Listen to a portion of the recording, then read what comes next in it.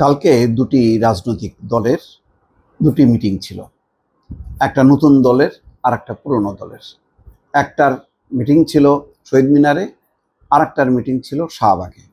শাহবাগে ছাত্র দলের সমাবেশ হলেও এটি কার্যত আসলে বিএনপির সমাবেশ বলেই আমি ধারণা করি। কারণ সেখানে দলের প্রধান তারেক রহমান, মির্জা ফখরুল ইসলাম আলমগীর সহ সবাই বক্তব্য রেখেছেন এবং তাদের বক্তব্যটাই প্রাধান্য পেয়েছে এবং তরুণদের একটা সমাবেশ, ছাত্র দলের একটা সমাবেশ হয়েছে এবং তরুণদের প্রথম ভোট মানে ধানের শীষে হোক, এরকম একটা স্লোগান দিয়ে একটা নির্বাচনী একটি প্রচারণা, বেশ চমৎকার একটা স্লোগান সেটা করেছে, মানে সামনে এনেছে। বিএনপির যে প্রস্তুতি, বিএনপির যে লক্ষ্য, তার সাথে নাহিদ ইসলাম তাদের মেলে না।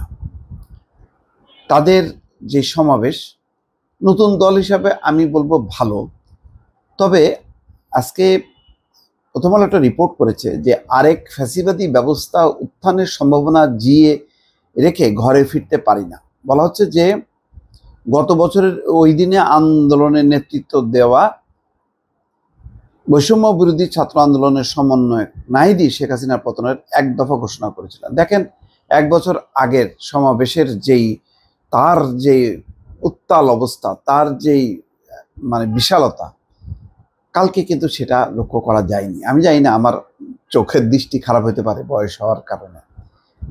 আমি মানে খেয়াল করেছি যে উপর থেকে যে শর্টসগুলো, সেইগুলো আমি ছাত্র দলের শাহবাগে যেভাবে দেখানো হয়েছে, এখানে কিন্তু নিচ থেকে শর্টগুলো ছিল, উপর থেকে শর্টগুলো ছিল না। এবং কিছু কিছু শর্ট যেগুলো আসছে সেগুলি খুব নেগেটিভ ছিল, মানে মিটিংই হচ্ছিল না, দেরি করে শুরু হয়েছে,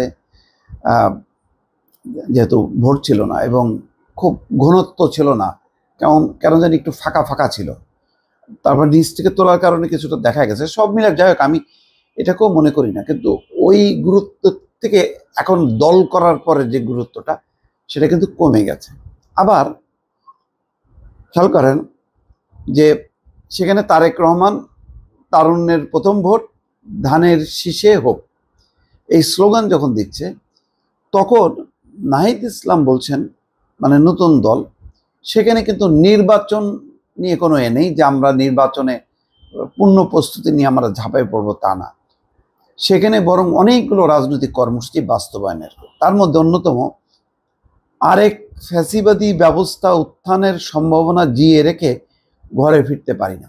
তার মানে এখন যে বিদ্যমান কাঠামো আছে, সেই কাঠামোই যদি নির্বাচন হয় তাহলে লাভ হবে না, বরং আবার আর এক ফ্যাসিবাদী ব্যবস্থা উত্থান।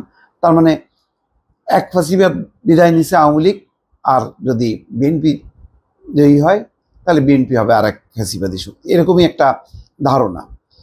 তবে ভোটের মাঠে তো হিসাব নিকাশ অনেকটা পাল্টে গেছে। আমি মনে করি তো জামাত অনেকখানি সামনে আগায় চলে আসছে। তারপরে চূড়ান্তভাবে তারেক রহমান নিজে যখন আসবেন, মানে নিজে যখন গ্রামান্তরে শহরান্তরে যখন কি ঘুরে বেড়াবেন, তখন পরিস্থিতি নিশ্চয়ই পাল্টে যাবে, তখন আর এক হিসাব হবে। যাই হোক, কিন্তু দেখেন, নির্বাচন ঘোষণা হবে ফেব্রুয়ারি মাস, বলা হচ্ছে 8 তারিখে একটা নির্বাচনের রোডম্যাপ ঘোষণা করা হবে। এরকম সময়েও তরুণদের দল, মানে যেভাবে সরকার পতনের জন্য 1 বছর আগে তোড়জোড় করছিল এবং তাদের যে ধাক্কা, সেই ধাক্কায় সামাল দিতে পারে নাই হাসিনা সরকার, এখন কিন্তু সেই নির্বাচন করে আমরা আমাদের অধিকার প্রতিষ্ঠা করব বা আমাদের কর্মসূচিগুলি বাস্তবায়ন করব, সেরকম কিন্তু লক্ষণ পাওয়া গেল না। একটা ছিল নির্বাচনমুখী স্রোত শাহবাগে, আরেকটা ছিল বলা যায় নির্বাচন বিমুখ স্রোত শহীদ মিনারে। এটাই হয়তো রাজনীতি জীবনে একটা বড় সংকট ডেকে আনতে পারে ভবিষ্যতে, যেটা সাংঘাতিক, অপ্রত্যাশিত, অনাকাঙ্ক্ষিত। ইতিমধ্যে কিন্তু হতাশা বাড়ছে, এত দ্বিধা বিভক্তি, এক পক্ষ আর এক পক্ষকে অবিশ্বাস।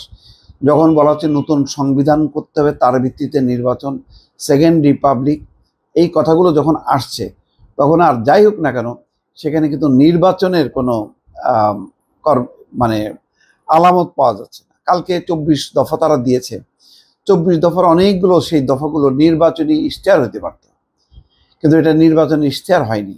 ওই যে হচ্ছে যে পুরো সংবিধান পাল্টাইতে হবে, নতুন সংবিধান করতে হবে, তার আলোকে ভোট হইতে হবে। কেন বর্তমান সংবিধানের আলোকে ভোট হবে না, কেন সংবিধান আলোকে সুষ্ঠু নির্বাচন হবে না, আমি পরিষ্কার না।